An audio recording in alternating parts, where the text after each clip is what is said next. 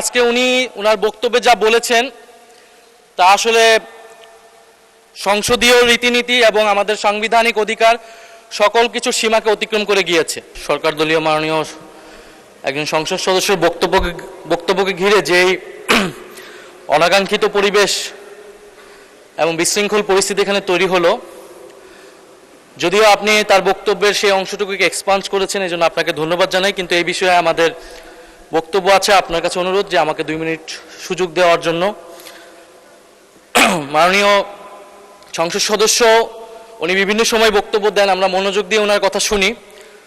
ওনার বক্তব্যে সূক্ষ্ম রসবোধ, ইতিহাস চেতনা সবকিছুই আমরা গভীরভাবে। মাননীয় সদস্য, আপনি কি কথা বলতে চাচ্ছেন? জি মাননীয় স্পিকার। আচ্ছা, অসংখ্য ধন্যবাদ। ওনাকে 2 মিনিটের জন্য দেয়া হোক প্লিজ। কিন্তু মাননীয় স্পিকার, আজকে উনি ওনার বক্তব্যে যা বলেছেন তা আসলে সংসদীয় রীতিনীতি এবং আমাদের সাংবিধানিক অধিকার সকল কিছু সীমাকে অতিক্রম করে গিয়েছে।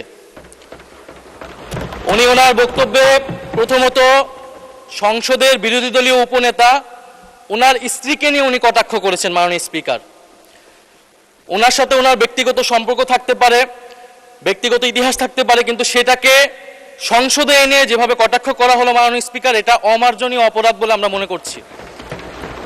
দ্বিতীয়ত, উনি বিরোধী দলের মহিলা এমপিদের, আমাদের নারী সংসদ সদস্যদের তাদের পোশাক নিয়ে যে ধরনের কথা বললেন, তাদের ধর্মীয় স্বাধীনতাকে হরণ করার সম্পর্কিত যে ধরনের বক্তব্য দিলেন, এটাও মাননীয় স্পিকার আমরা মনে করি একটি অমার্জনীয় অপরাধ।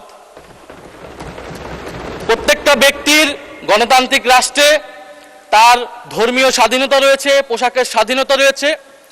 উনি একজন সংসদ সদস্য হিসেবে সেই স্বাধীনতাকে লঙ্ঘন করে এই ধরনের হীন বক্তব্য দিয়েছেন, ওনার হীন মানসিকতার পরিচয় পেয়েছে।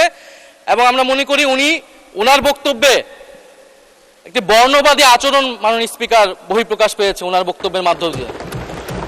ফলে আমরা আশা করব ভবিষ্যতে এই ধরনের বক্তব্য আমরা কোনো সংসদ সদস্যের কাছ থেকে যাতে এই ধরনের বক্তব্য মহান এই জাতীয় সংসদে আর উচ্চারিত না হয়। মাননীয় স্পিকার, আপনাকে ধন্যবাদ।